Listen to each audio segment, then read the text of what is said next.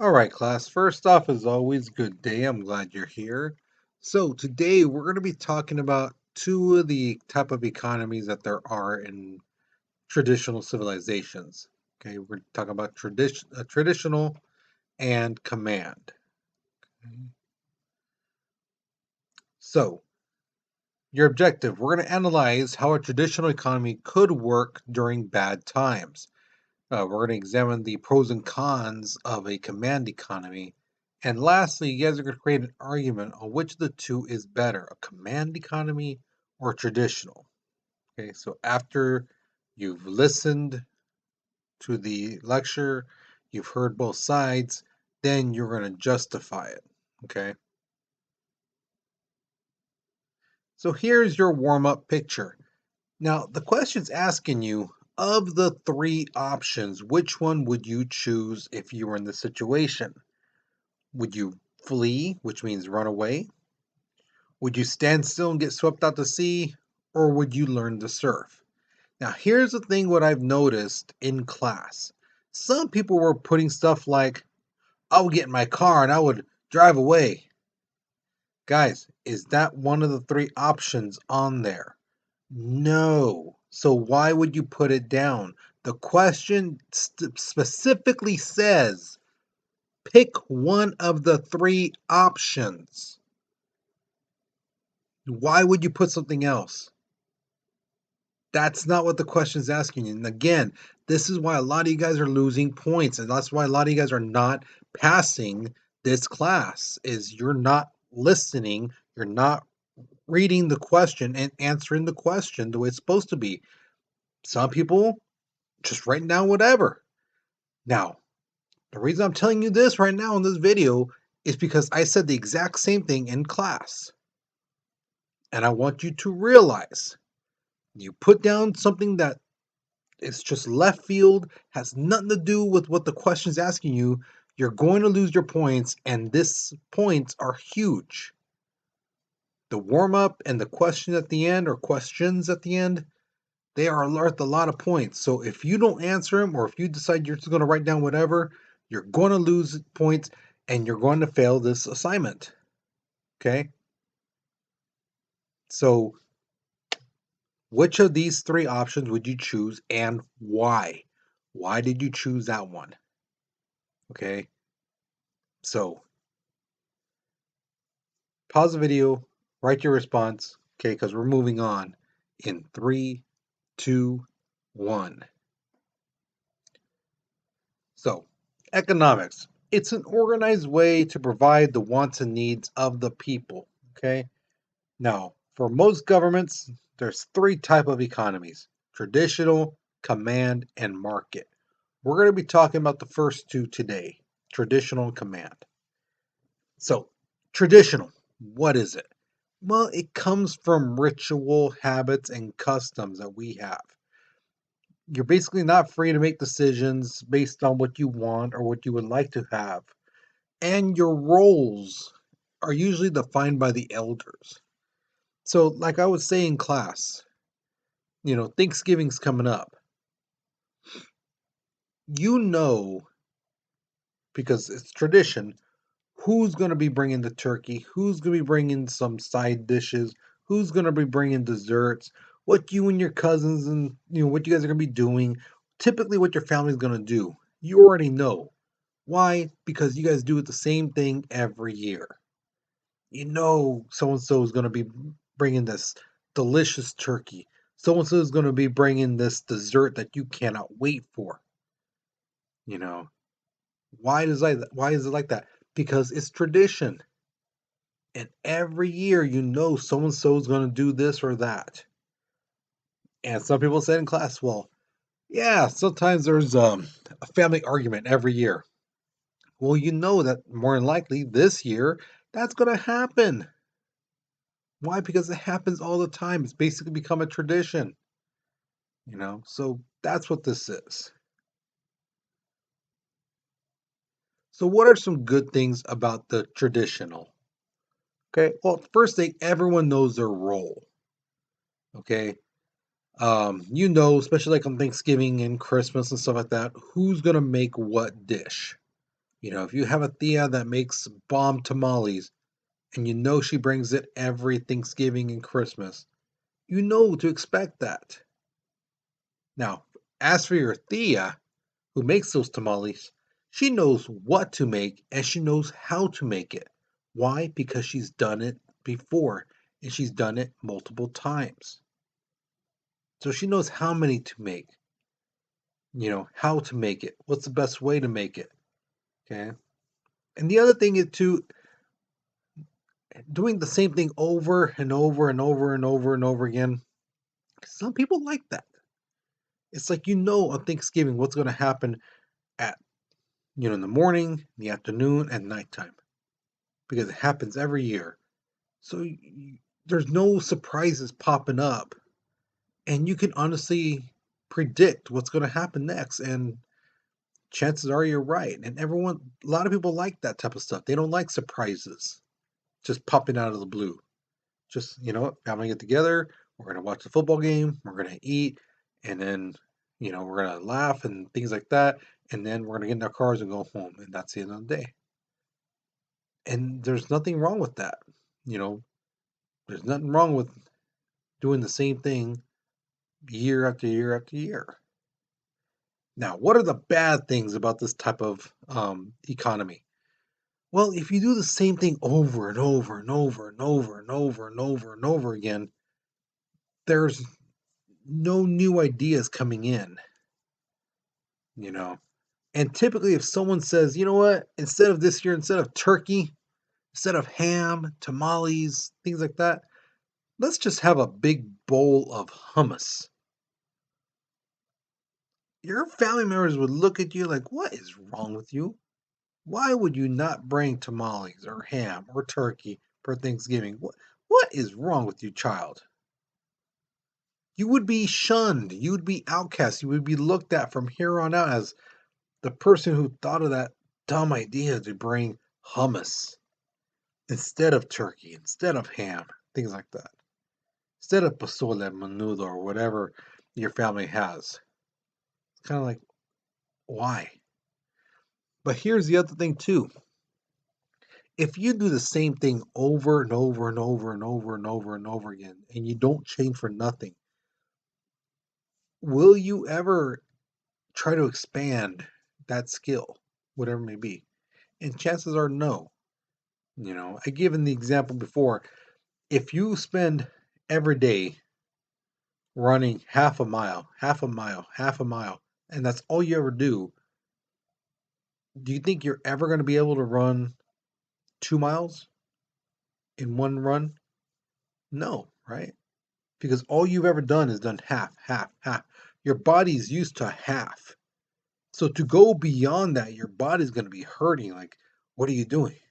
This is more than I bargained for. We've never done this before, and your body's going to hurt. Same thing here. If all you ever make is, you know, um, pozole, pozole, pozole, you're not going to be good at cooking anything else besides pozole because that's all you know how to do. So the standard of living is smaller. Now, what about the command economy? Well, this is the needs, goals, and production quota for major industry that is set by the government. The government controls everything. Okay.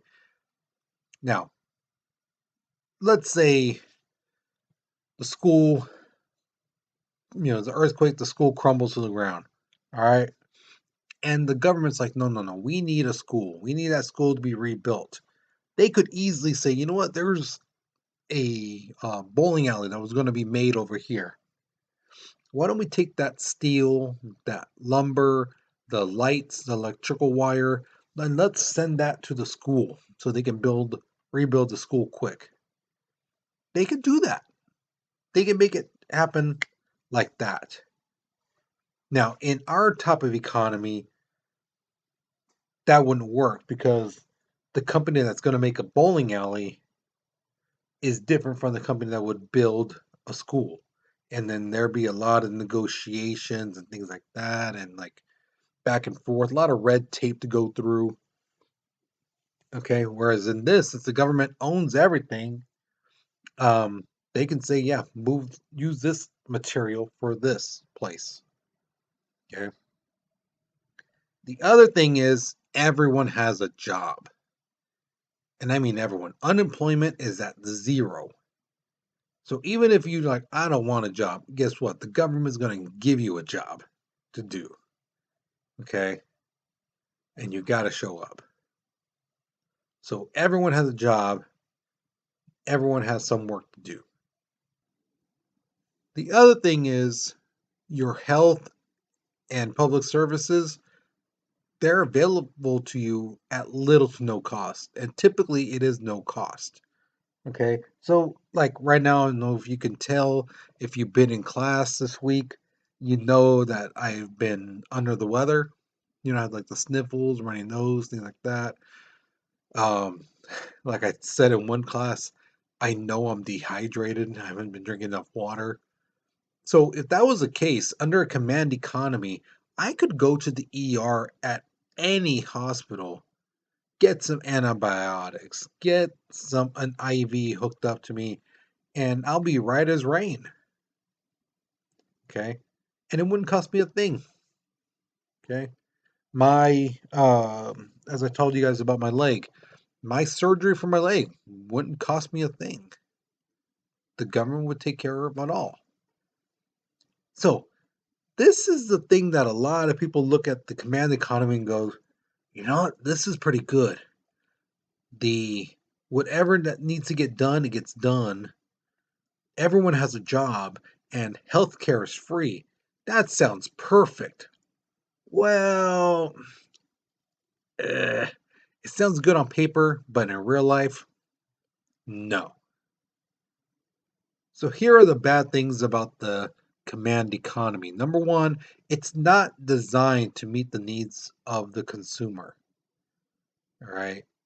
If you want to buy something, you might not be getting what you want. You know, it's like if you want, oh, I want to buy this really, really good bottled water. Well, you might not have access to it. The upper people, the government people, and things like that, they might get that water, but you probably not. Okay. The other thing is workers are not given the incentive to work harder. Okay. Now, in most companies, in most countries, like ours, if you work harder than most of your coworkers, typically you might get rewarded. You know, you might get employee of the month, or you might get a little raise, might get a promotion, who knows. But in this type of economy, if you're working harder up here and everyone else is right here, they don't reward you, they punish these guys down here, saying, why aren't you at their level? You all need to be up here. And in all these coworkers of yours, they're going to look at you like, why are you trying to make us look bad, you know and so you get nothing out of it except resentment from your coworkers. Okay. Now, the other bad thing is large decisions are made by the bureaucracy. These are the top people, and they decide when something needs to be made or not by what people feel. Hey, we need to build another school. We need to build another prison. No, they decide that kind of stuff. So these guys look at the big picture things. That's what they're focused on, the big picture, which goes into our next part, which they're not really good at. They're not flexible for minor day to day problems. So like I was telling you about, let's say the school crumbles down and they want to use the materials for the bowling alley for the school to rebuild it. Well, if they want to rebuild it, they need the guys who do construction, right? But let's say half of those people get sick with the flu or something like that, right? And the flu you just don't get over like in a day. It takes a little bit longer than that, typically. So who's going to build this building if half the workers are sick? They can't hire more workers because everyone already has a job. And you can't take someone and say, hey, we're going to take you from the factory or from the fields and we're going to make you a construction worker and go ahead, start constructing.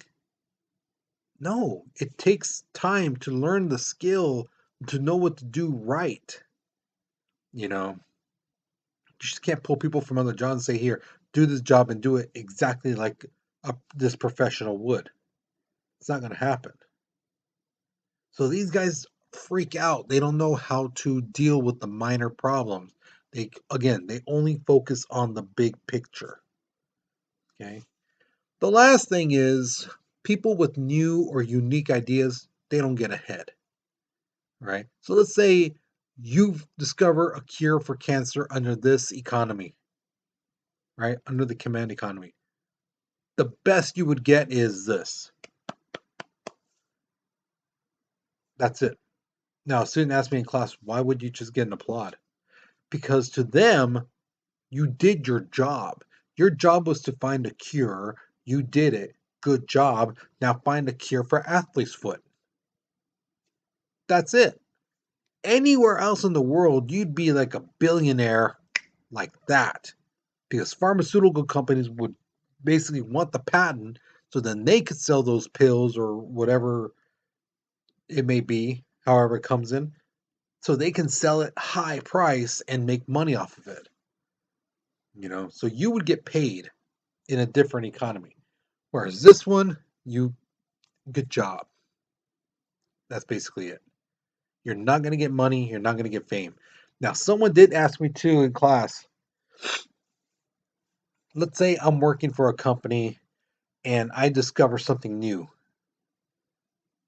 Do I own the rights to that? No, you don't. The rights of whatever you discover, it belongs to the company. Now, you will get recognition as the one who created it, discovered it, or whatever it may be. But as financial uh, connection to it, that you get paid for it, no. No, the company patents it. They have the rights to it, not you, even though you created it. You use their material, you did it on your work time, ergo, it's theirs. All right, so here is your question. Which of the two types of economy do you personally feel is better and why? Now, if you just skipped through all the stuff and didn't really listen or read the notes on this, you need to go back and watch the video and learn about the traditional and command economy because your response, it's not going to make much sense. Okay.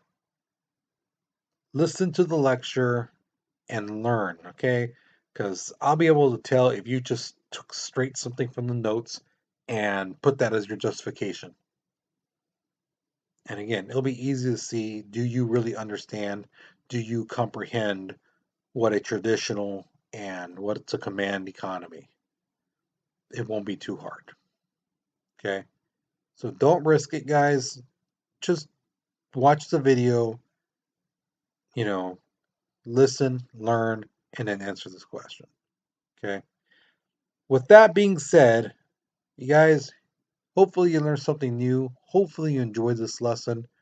You guys, you take care, you be safe, and I'll see you guys later, okay?